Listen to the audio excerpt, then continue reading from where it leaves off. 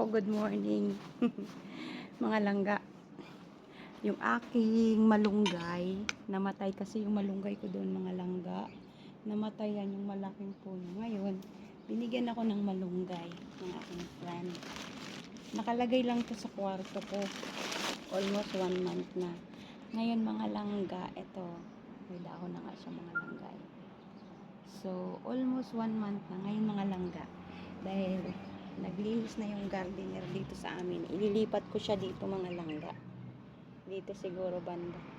So ngayon, maghuhukay tayo dyan mga langga. Kuno. Para itanim natin yung ating malunggay.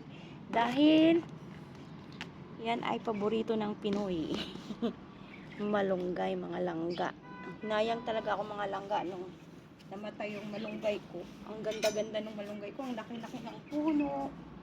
So, dito natin siya itatanim mga langga. Maghuhukay tayo dito. Sasabihin ko sa gardener na nalagyan niya ito na irrigation. Dahan-dahan tayo kasi may wire pala dito. Ayan yun, may mga wire. Baka ano natin.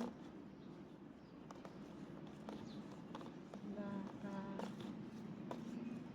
makikiliwa natin yung ano mga langga. Tanim ako dito mga langga. Dito siya pwede.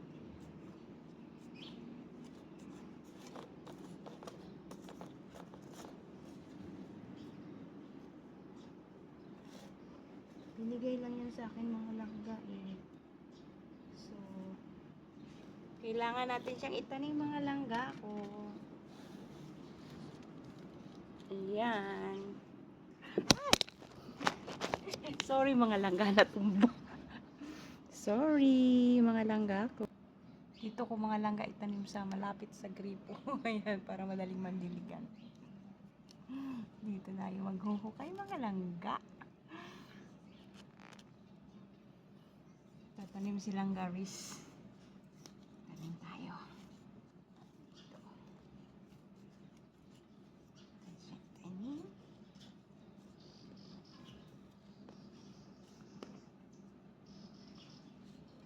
Tsaka hindi ko palalakihin yung puno. Sabihin ko mga langga sa garden na lagyan ng irrigation kasi may lane naman ng irrigation. Para hindi siya namamatay mga langga. Pag halimbawang nagbakasyon ako kasi tag-init yun. May tubig. Hindi mamamatay pag walang tubig mga langga.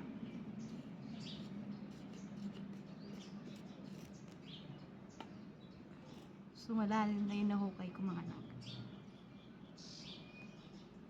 Tatanim na natin kasi malalim na siya. Tingnan nyo. Oh, malalim na. Hindi naman tayo expert sa pagtatanim pero sa palagay ko lang pwede na.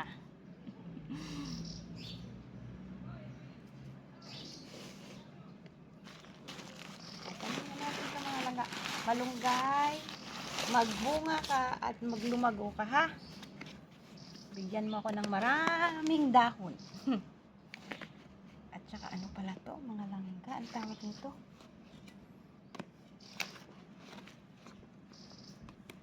Sana hindi siya mamatay. Lalagyan ko siya ng tubig mga langga na marami. Lagyan muna natin ng soil. Ganda naman yung soil mga langga.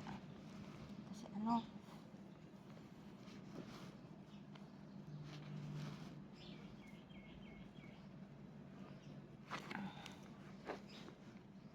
anuhin ko yung pinakaugat mga langga ko kasi baka mamatay eh. Sayang, bigay lang pa naman sa akin. Ayan, nakuha ko naman yung pinakaugat. So, ayan siya. Ano natin yung kanyang lupa. Na pinagtaniman.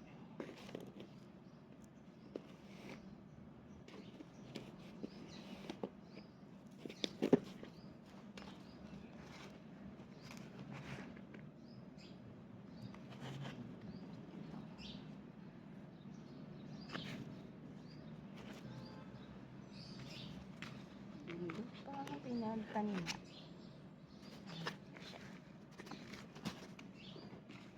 Sayang yung lupa mga langga.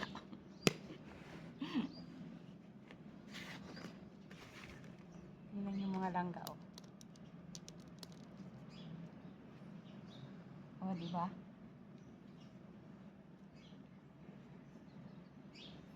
Yan na yung malanggay ni Langgaris. Makakagulay na tayo ng mga langga. Ilang months na. Wala. Pwede na nga yung gulayin niya, ilang piraso na yung mga langga. Pero, diligan natin yung mga langga. So, itatapon na natin. So, didiligan ko yan mga langga. Tingnan yung mga langga, didiligan ko. Nagbutas lang ako dito sa gilid para yung tubig pumunta sa ilalim. Kasi dry yung lupa doon sa ilalim. So, tingnan lang natin siya ng tubig. Pero taglamig naman na dito.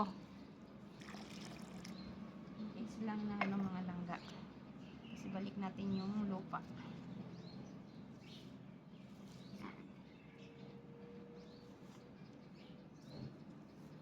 So, ayan guys, magpakalago ka ha, para ilang days na lang magkakaroon na naman ako ng malunggay. Payat siya lang mga langga, pero patatabain natin yan. Wag lang yang anuhin ng gardener dahil mag-away kami. Kasi yung gardener namin hindi maano masyado pagdating sa Pilipino, ano. Sabi ko wag niyang anuhin. Mayroon pa tong malunggay ako dyan, pinatay din niya eh. Doon kasi yung sa malaking mga langga, pinatay niya, naghukay siya doon. Ngayon, nung naghukay siguro yung ugat ng malunggay na ano, kaya namatay talaga siya mga langga. Laki ng puno. Tapos dagdag pa sobrang init dito. Kaya yun. So, yan na nga mga langga. Natanim ko na ang aking malunggay. Tingnan nyo naman. So beautiful mga langga. O, diba? Abangan natin ang pagdami at magbubunga itong mga langga. I-update ko kayo sa aking malunggay mga langga ko. Thank you for watching everyone and good morning! Taglamig na dito mga langga. Fog nga dito ngayon. Oh. Fog. So, hanggang dito na lang ang aking vlog. Maraming salamat mga langga ko sa suporta ninyo sa akin. Thank you for watching everyone. Bye!